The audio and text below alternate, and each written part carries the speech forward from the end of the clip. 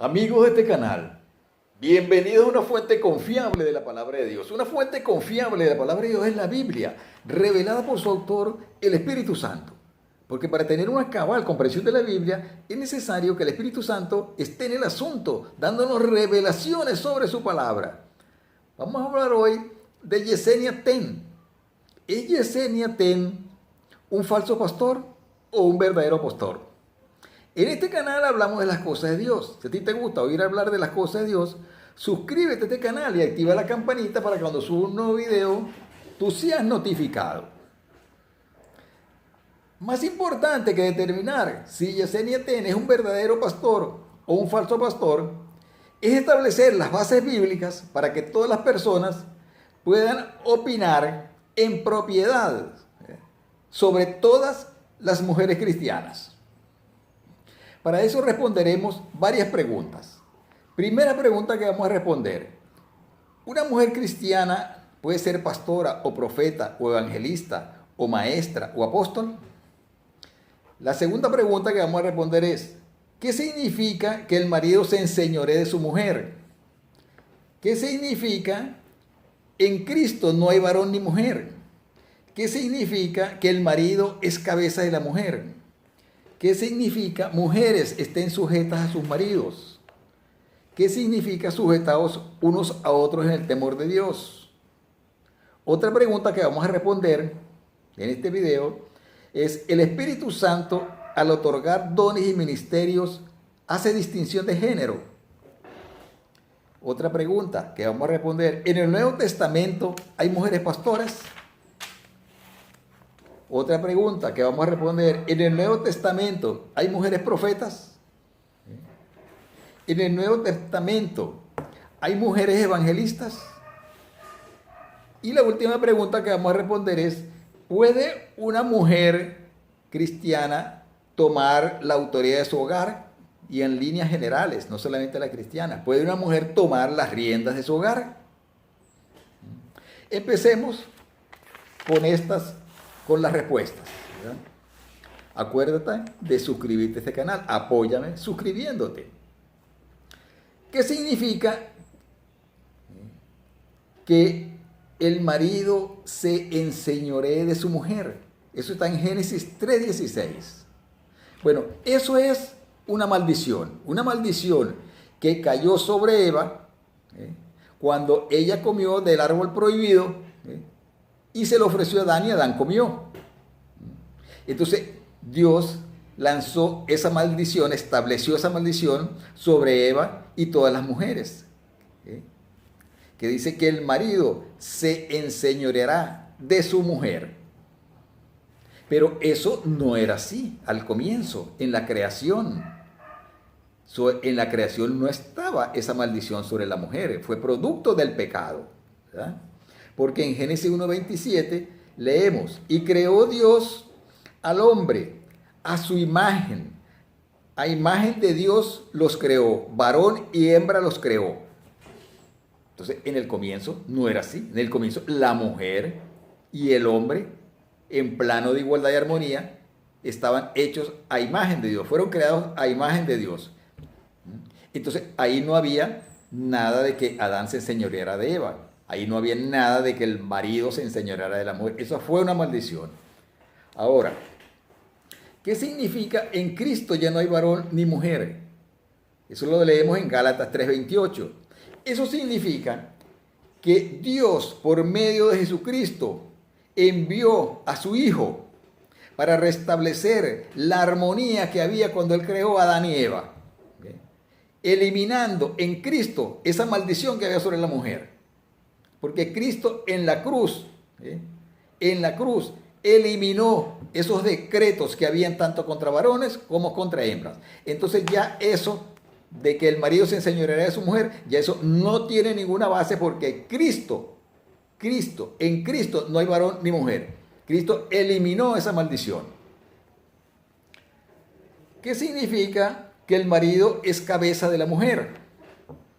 Para tener una cabal comprensión de esto, de qué significa que el marido es cabeza de la mujer, tenemos que tomar en cuenta algo sumamente evidente, que Dios, cuando inspiró al apóstol Pablo a decir estas palabras, Dios sabía con exactitud, con precisión, con mucha sabiduría, cómo funciona un cuerpo humano, cómo se relaciona la cabeza con el resto del cuerpo, cómo se relaciona el cuerpo con el resto de la cabeza. Eso Dios lo sabía. Que los científicos en un tiempo sabían poco y ahora saben mucho más, eso es una cosa muy diferente, pero Dios lo sabía. Entonces, esa metáfora que establece Pablo ahí, lo que nos dice es que el hombre y la mujer deben relacionarse de la misma manera como se relaciona el cuerpo, el cerebro, con el resto del cuerpo. Cómo se relaciona el cuerpo con su cabeza. Ahora, ¿cómo se relaciona el cuerpo con su cabeza? Bueno, de la cabeza, del cerebro, salen muchas órdenes hacia el resto del cuerpo. Pero del resto del cuerpo también salen muchas órdenes. Salen órdenes del sistema gastrointestinal, salen órdenes del resto del sistema nervioso, salen órdenes del sistema inmunológico, salen órdenes de las diferentes glándulas. Por ejemplo, del páncreas. Nada más del páncreas se sabe que salen 20 órdenes diferentes sobre la asimilación de los alimentos, de los nutrientes. Entonces, la cabeza y el cuerpo trabajan en armonías. Algunas órdenes las da el cerebro, otras órdenes las da el resto del cuerpo, siempre en armonía. Entonces, eso significa que el hombre y la mujer deben realizar sus actividades y su unión matrimonial en armonía, como era originalmente en la creación. ¿Qué significa? Esposas, estén sujetas a sus maridos. Eso está en Efesios 5:22. Bueno, esa palabra, sujetas ahí, es el griego hupotazo. Aquí tengo las anotaciones, hupotazo, que es un verbo que está en forma pasiva, que significa seguir a otro voluntariamente, porque el verbo está en forma pasiva. Si estuviera en forma activa, sería otra palabra, hupagbo, que significa subordinarse, pero aquí no está en forma activa, está en forma pasiva. ¿Cómo nos sujetamos nosotros a Cristo? Voluntariamente, por amor. En general, el apóstol Pablo nos dice que nos sujetemos unos a otros en el temor de Dios. Entonces el marido debe sujetarse a la mujer y la mujer debe sujetarse al marido. Otra pregunta es la siguiente. ¿El Espíritu Santo al otorgar dones y ministerios hace distinción de género? Eso está en la 1 Corintios capítulo 12. ¿Verdad?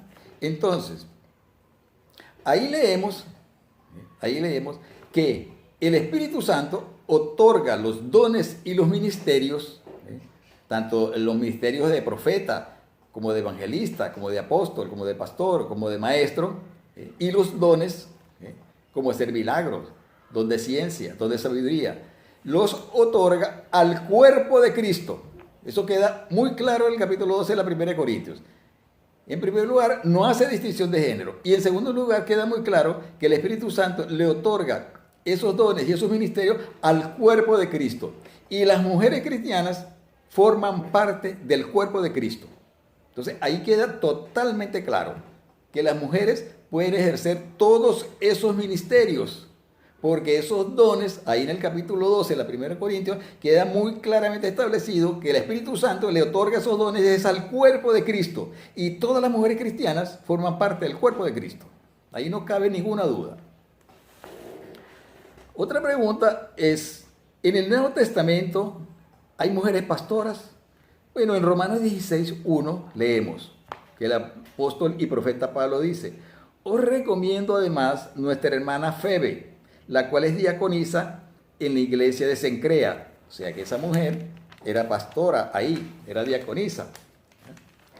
Otra pregunta es, ¿en el Nuevo Testamento hay mujeres profetas? En Hechos 21, del 3 al 9, leemos que Felipe el evangelista tenía 4 hijas doncellas que profetizaban. Y además en el mismo libro de los Hechos 2:17, vemos que Pedro cita al profeta Joel, cuando nos dice que en los postreros tiempos Dios derramará de su espíritu sobre toda carne. Sobre toda carne quiere decir que son los sobre varones y sobre hembras, ¿verdad? vuestros hijos y vuestras hijas profetizarán. Luego, otra pregunta es, ¿en el Nuevo Testamento hay mujeres evangelistas? Bueno, en Juan 4, 29 y 42 leemos, ¿te acuerdas de la mujer samaritana? Que el Señor Jesús le dijo que ella había tenido 5 maridos. Ajá. Ahí leemos, muchos de los samaritanos creyeron en él, en Cristo, por la palabra de la mujer, que daba testimonio diciendo, me dijo todo lo que he hecho. Luego ellos vinieron a Cristo y le dijeron a la mujer, ahora no solamente creemos por ti, sino también hemos oído de él y hemos sabido que él es el Hijo del Dios viviente. Otra pregunta es, ¿puede una mujer tomar la autoridad de su hogar? En la primera de Samuel, en el capítulo 25, del 1 al 38, ahí leemos un episodio donde interviene David, y interviene una pareja de esposos, llamados Nabal y Abigail. Este Nabal era un hombre muy rico, tenía muchos sirvientes y muchas propiedades, muchas ovejas, muchas cabras, ¿verdad? Era un hombre muy rico, pero además era perverso e insensato. En cambio, su mujer Abigail era sabia y sensata. Entonces, este Nabal, con sus acciones, puso en peligro su vida, la vida de todos sus siervos, y puso en peligro sus propiedades por sus acciones perversas y insensatas. Entonces, esta mujer, Abigail, tomó las riendas del hogar sin participarle de su esposo, porque su esposo estaba en medio de una borrachera. Tomó las riendas del hogar y con su sabiduría y con su sensatez salvó la vida de su esposo, salvó la vida de todos los siervos y salvó todas las propiedades. Entonces, ella tomó ahí las riendas del hogar. En un hogar donde si el hombre es un alcohólico, generalmente la mujer tiene que tomar las riendas del hogar. O si el marido es un vago y no quiere trabajar, la mujer tiene que tomar las riendas del hogar, ¿verdad? Entonces, en muchos casos la mujer se ve en la necesidad de tomar las riendas del hogar. No es lo esperado, ¿verdad? No es la voluntad de Dios, porque Dios quiere que marido y mujer trabajen en equidad y en armonía como era al principio. Y por eso envió a Cristo. ¿Para qué en Cristo? Porque en Cristo no hay varón ni hembra. Entonces, con estas herramientas bíblicas, tú estás en condiciones de opinar apropiadamente si Yesenia Ten es un verdadero pastor o es un falso pastor. Porque tenemos que hablar de acuerdo a la palabra de Dios, porque escrito está. En este canal hablamos de las cosas de Dios. Si a ti te gusta oír hablar de las cosas de Dios, suscríbete a este canal y activa la campanita para cuando suba un nuevo video, tú seas notificado.